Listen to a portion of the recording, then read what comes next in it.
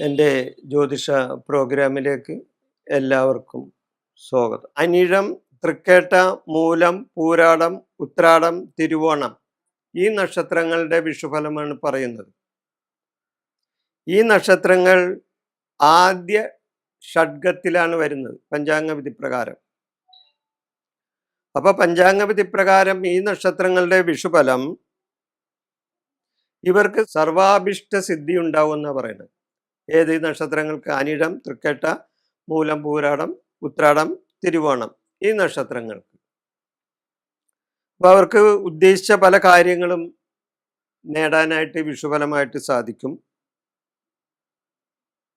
സൽകീർത്തി ഉണ്ടാവും, അംഗീകാരങ്ങളും അതേപോലെ തന്നെ ആദരവും സ്ഥാനമാനങ്ങളും ഇവർക്ക് വന്നു ചേരും ഈ വിഷുഫലമായിട്ട്.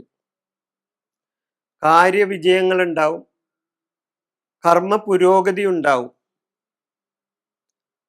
പ്രവൃത്തി ഗുണങ്ങൾ ഉണ്ടാവും. ഇവരുടെ പ്രവൃത്തി എന്ത് പ്രവൃത്തിയാണെങ്കിലും ഇവർ ചെയ്യുന്ന പ്രവൃത്തികളിൽ ഇവർക്ക് ഗുണങ്ങളായിട്ടാണ് വരുന്നത്. കുടുംബത്തിൽ മനസ്സമാധാനം ഉണ്ടാവും, കുടുംബപരമായി ക്ഷേമങ്ങൾ ഉണ്ടാവും, ബന്ധു സമാഗമം ഉണ്ടാവും, ബന്ധുജനങ്ങളുമായിട്ടൊക്കെ നല്ല വിധത്തിൽ കഴിഞ്ഞു പോകാൻ ഈ വിഷുഫലമായിട്ട് ഇവർക്ക് സാധിച്ചെന്ന് വരും.